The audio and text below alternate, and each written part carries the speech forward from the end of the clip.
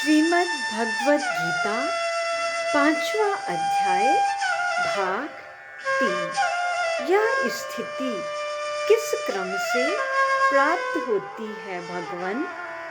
जो बाह्य पदार्थों में आसक्ति नहीं करता, वह पहले अपने आप में स्थित सात्विक सुख को प्राप्त कर लेता है, फिर वह परमात्मा के साथ एक होकर अक्षय सुख का अनुभव करता है। बाह्य पदार्थों की आसक्ति से कैसे बचे भगवान?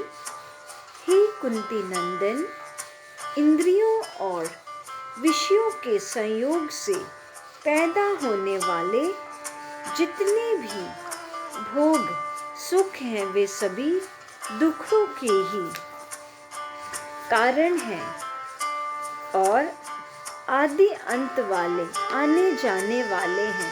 इसलिए विवेकी मनुष्य उनमें रमण नहीं करता। उन भोगों में रमण न करने वाले मनुष्य की क्या विशेषता है भगवान?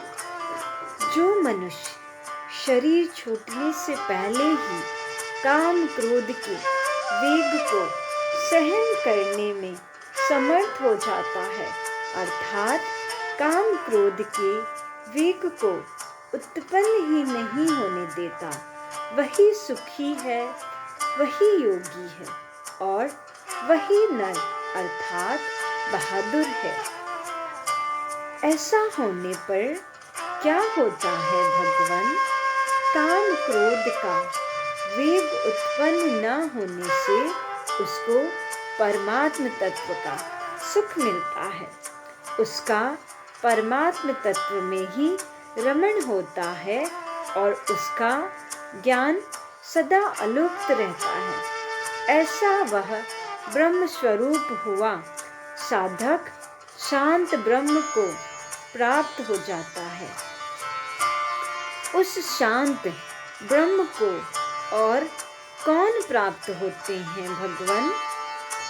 जिनके शरीर इंद्रियां मन बुद्धि वश में है, जिनकी संपूर्ण प्राणियों के हित में रति है, जिनके मन की सब दुविधाएं संशय मिट गई हैं और जिनके सब पाप नष्ट हो गए हैं, ऐसे विवेकी साधक निर्वाण ब्रह्म को प्राप्त हो जाते हैं। निर्वाण ब्रह्म को प्राप्त होने वालों के क्या लक्षण हैं भगवान? वे काम क्रोध से सर्वथा रहित होते हैं, उनका मन वश में होता है, वे स्वरूप का साक्षात्कार किए हुए होते हैं।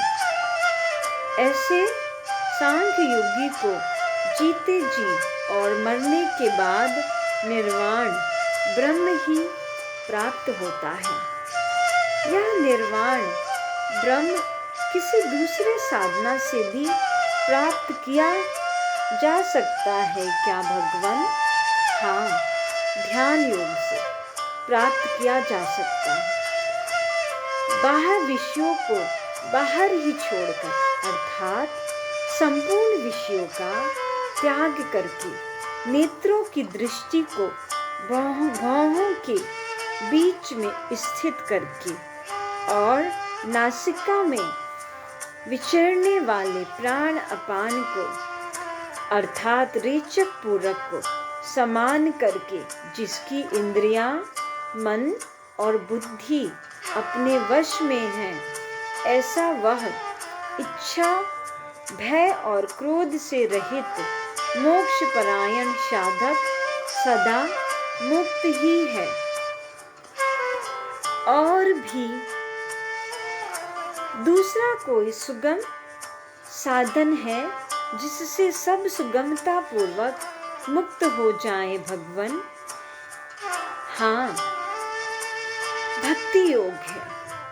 जो मनुष्य संपूर्ण लोकों का महान ईश्वर संपूर्ण प्राणियों का परम सुहृद, स्वार्थ रहित, दयालु और प्रेमी तथा संपूर्ण यज्ञों और तपों का भोक्ता जान लेता है, दृढ़ता से मान लेता है, अर्थात अपने को कभी भोक्ता नहीं मानता, उसे परम शांति की प्राप्ति होती है।